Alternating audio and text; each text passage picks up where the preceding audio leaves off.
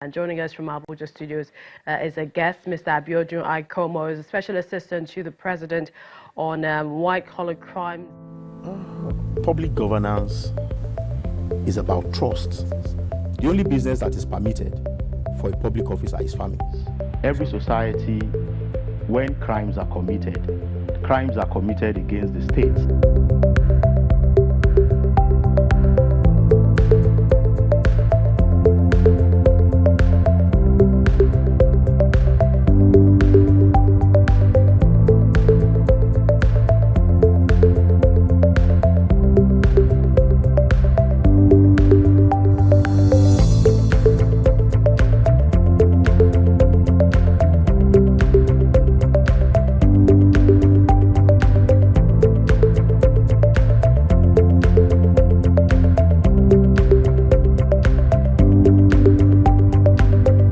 I would say Biodun was an man to the core.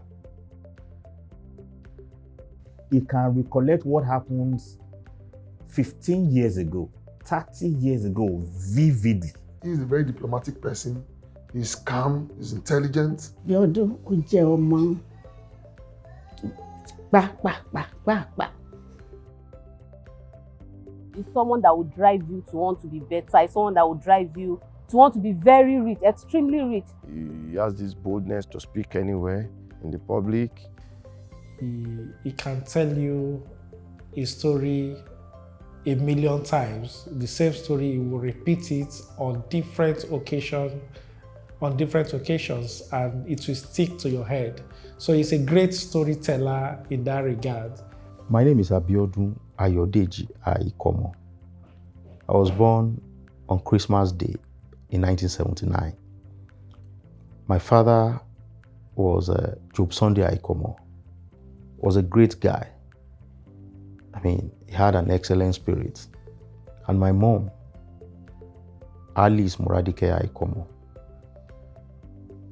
We had a very good experience at the early days, at least from what I gathered and from what people told me, because I was quite young. But unfortunately, at about the time of my second birthday, precisely 28 December 1981, my father had an accident and died. Our growing up days was tough. I need to say that. It was tough because we lost our father at a very tender age. Going forward is a bit difficult. You know how it is with a youthful woman having to shoulder the responsibilities of caring for 5 children. It's not an easy task. So my dad died. He was 33. My mom was 31.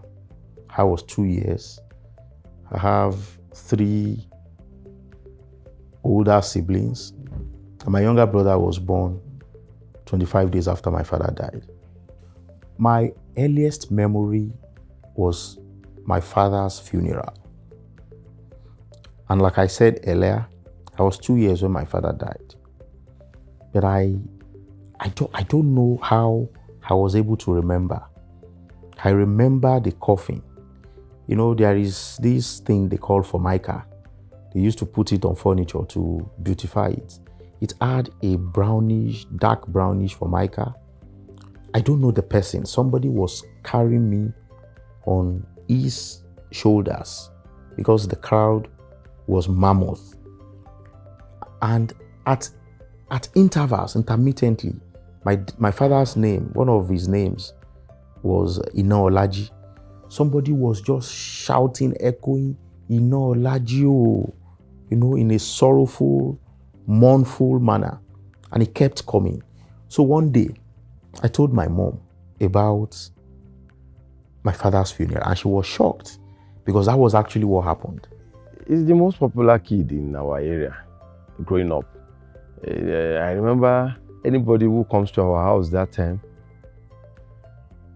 we just notice Biodun. And you cannot even leave our house if you come with a vehicle without you searching for your car key. He had a bicycle there's this bicycle that he calls his car. So whenever anybody comes with his own car and you drop your key carelessly, it becomes Biodun's car key. It becomes Biodun's car key. He will say, it's my key. So everybody, whenever somebody comes to our house and we are looking for the car's key, we know where it is. You can never get at Biodun at any time. If there is a misunderstanding between us and you are trying to beat him, he will cry as if heaven is going to fall. But as soon as you turn your back to say, now I've gotten him, he will start to laugh. He will laugh to the extent that you will even feel bad. That why am I wasting my time beating this guy? Very early in life, a family decided to take me in. Late Deacon Nathaniel Adekunle Oshin and the wife, Mommy Esther Iyabo Oshin. They were school owners, family members, and church member in Oyo. So they decided to take me in, send me to school, clothe me, feed me, and they did that. So I lived with them from primary school through secondary school. It is impossible for me to talk about myself without talking about the man called Nathaniel Adekunle Oshin. He was by all standards a great man. He was great by all standards that you can measure greatness. He had a wonderful heart. I grew up under his tutelage, direct tutelage. He just wanted me to excel. There was a day when I was in Form 1 in Olivet, and I was living in his house. He had warned me that I must tuck in my shirt every time I was in school uniform, whether it was in the morning or in the evening. But because I was a young boy, so anytime after school when we were going home, all my friends, Toya Adeyi, they will fly out their shirts. So I did the same thing one day. Unknown to me, as we were walking from Oliver to the house, he saw us somewhere on the road. And when I got to the house, he didn't even talk to me. He didn't tell me what I did. He just started beating me. After some time, he called me. He said, "Do you know why I was beating you?" I said, "I'm still surprised. I saw you around Union Bank at Odueron. Your shirts were out." I couldn't deny because that was true. So I now told him, I said, "But I was not the only one. It was after school hours." And he looked me in the face and said, "Biodun, you are not like others. You should strive to be different." And I think it's that message got stuck with me. Like I said, I was class captain all through from JS1 to SS2. Maybe that was part of the reasons why the teachers found me worthy to be made senior prefect. But, Deacon Oshin trained me in an unusual way.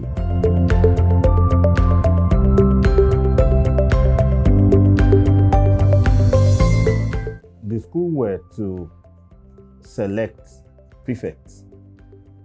And it was the first time in history that the tables will be turned around. It's been such that over the years, it's the brother that becomes the senior prefect.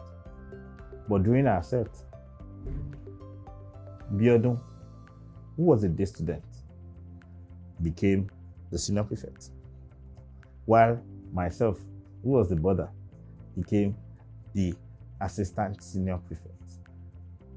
Then I knew there was something different about him. We were together in the Royal Ambassadors of Emmanuel Baptist Church. We attended several camps together. I remember vividly at a camp, a leadership training camp at Ilekara. Yeah, the Baptist camp at Ilekara. We were together there and we were given some duties together. And it was from there that I've been seeing some leadership traits in him. When I was in the primary school in Oyo, I was senior boy. I wasn't the best student in the class. There was a guy called Tayo Akinfenwa. He was, by all standards, he was head and shoulders ahead of everybody. He was there. I think I was the second best person, but nevertheless, I was the head boy. From there, I went to Olivet. From my GS1 to SS2, I was a class captain. I was class captain in every class I was at Olivet. And when I was in SS2, I was made the senior prefect. For the first time, I was told in a school that was founded in 1945, it had always been people in the boarding house who were made senior prefects. But in our own time, I mean, through the grace of God, I was fortunate, I don't want to say I was lucky, to be made a senior prefect. When we have debates, quiz, and the likes, we form a team and we go together. Biodun is always our lead speaker. And all our interests and energy is placed on him because we are so confident that he could beat any challenger.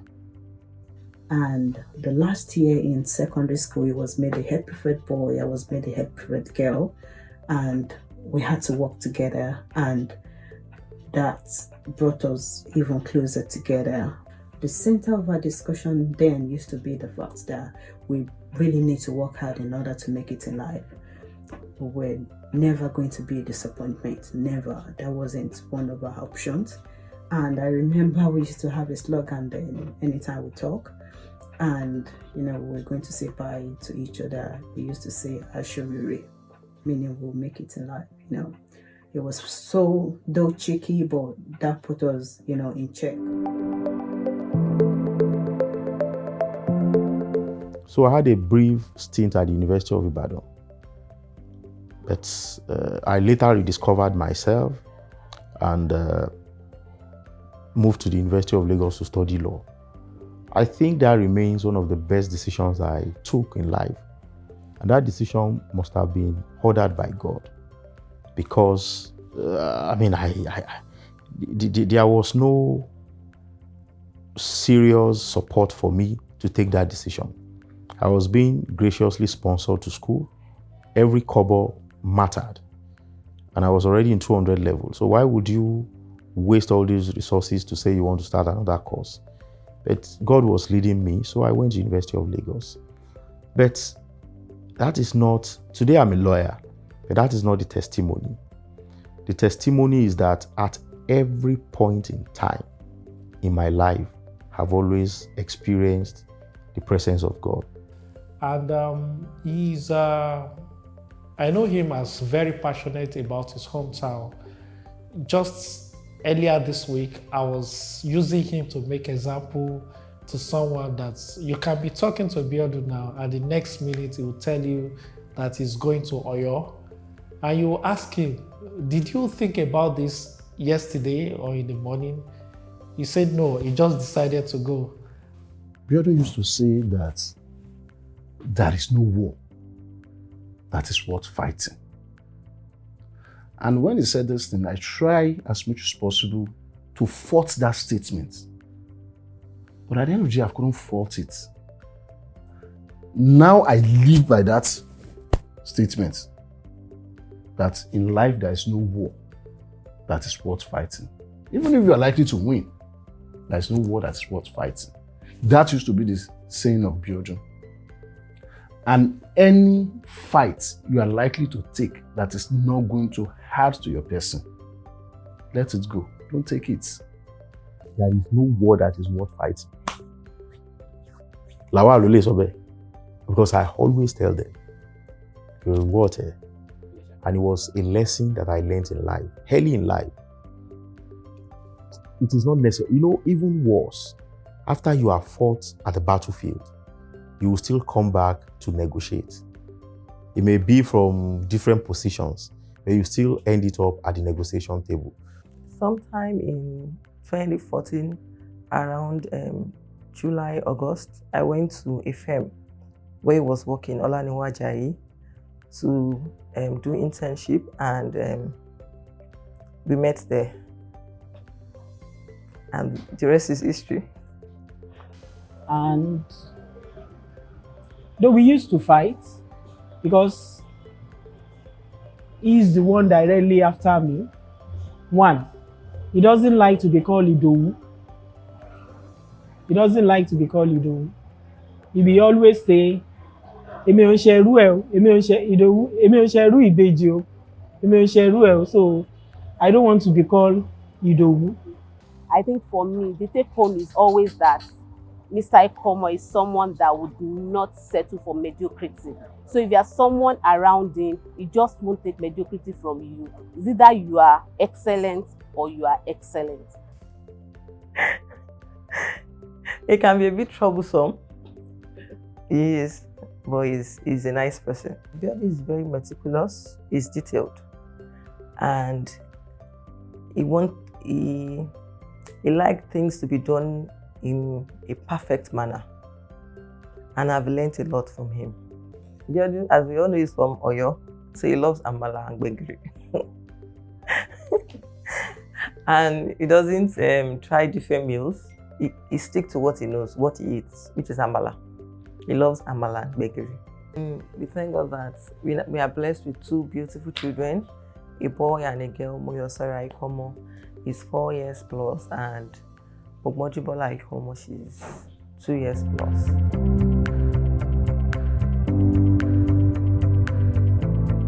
Mr. Ajekibe is someone that I must talk about. He's one of the people who influenced me tremendously. Great man. He's one of the most decent Nigerians that I've seen. Mr. Ajekibe was MD of a bank, of First Bank, not just any yeye bank. I mean, no bank is yeye, but I mean, First Bank in his days was the #1 bank, undoubtedly so. He wasn't flamboyantly wealthy.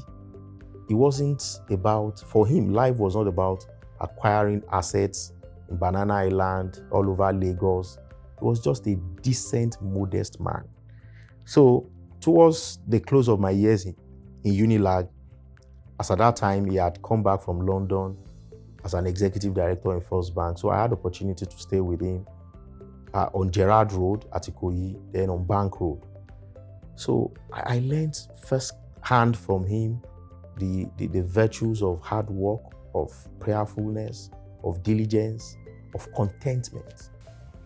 Abiodun has been known to me for some time now, and I find him to be an extremely dynamic and upward-moving young man.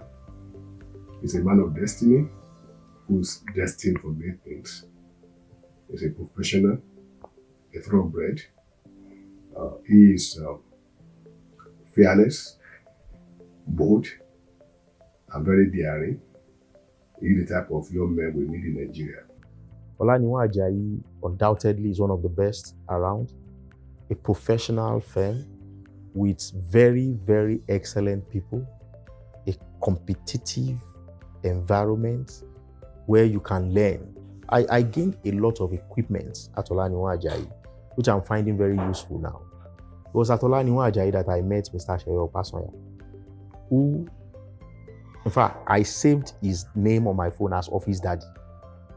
He's the only person who tells me the truth when people are trying to be political.